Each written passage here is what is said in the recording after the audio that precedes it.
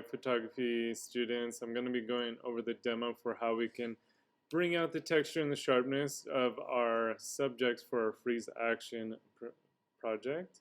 So this is a photo I took of an osprey, and as you can tell, I had my shutter speed a little too slow. It was at 1/500th, and you want it typically a little bit faster. I wasn't ready to shoot an osprey, I just saw one, and so I didn't have the right settings.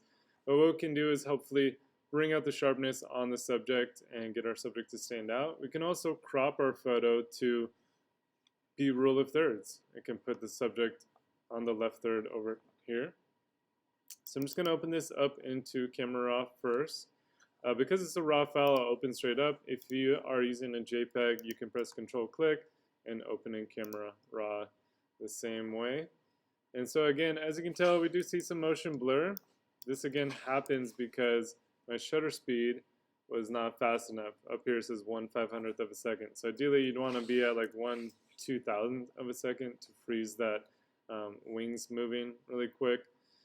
So a couple things we can do is go into the crop tool, and you could crop it to be rule of thirds. So whatever the main part of the subject, if you got kind of a wide subject like this, whatever the main part is, I would say the head or like the center of the body, right? And so I'm just going to line that up. If you hold down the shift key, you can make it so it's keeps the ratio the same. If I don't hold the shift key, kind of the ratio will change around.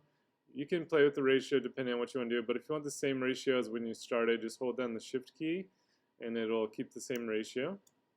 And so obviously you could line up a subject to be either on this left third or on the right third, right? So this one works a little bit better on the left third, but I could try to make it on the right third. I would just have to really bring this down like so, and then get it lined up on the right third. That actually looks pretty nice because he's traveling to the left side and it kind of follows that direction. So I'm just going to double click on that to commit the crop for my rule of thirds crop. So obviously you can play, with your adjustment depending on your exposure, what you need to do. So this one's pretty good. I'm just going to add a little bit of texture just to bring in the overall scene's texture and a little bit of clarity and make sure my colors look good. And so what I can do is go into our kind of new feature with the masking. If you click here, you can do select subject, and what that's going to do is it's going to try to figure out what your subject is depending on what's in the frame. It is guessing, but you can it'll show the overlay here in red, so you can change the color on that. You can also turn it off to see what you're masking, but it is them guessing at what your subject is. And again, you can add or subtract depending on if it missed by, you could add with a brush, and I can just paint with a really small brush, the area that it didn't get. Or I could take it off too with a brush. If it kind of like got on an area I didn't want to, I could paint it off too. So I'm actually going to get rid of that, delete that one, delete brush 2. There we go. So it gives you a little bit more options now where you can add and subtract from the mask.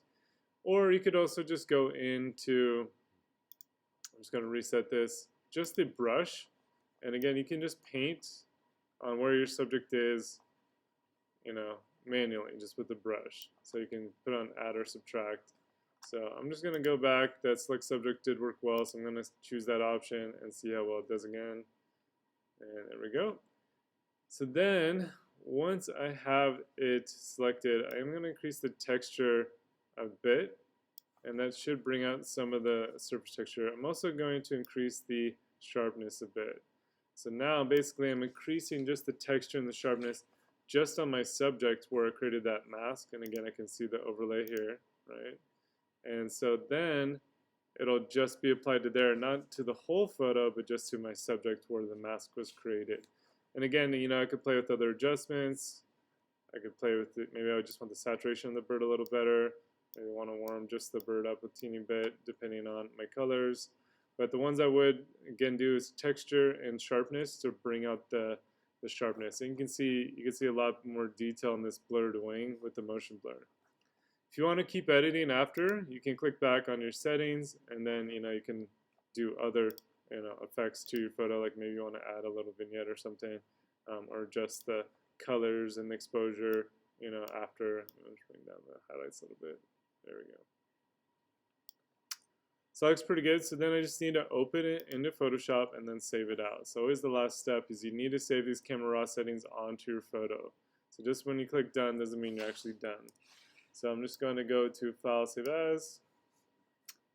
I'm going to make sure, so this is actually in a higher bit mode, so I'm just going to change it to 8 bits and then save this as a JPEG. So always make sure your format says JPEG. I'm going to call this V2 and then hit OK. Let's do 12 for my quality and then hit OK.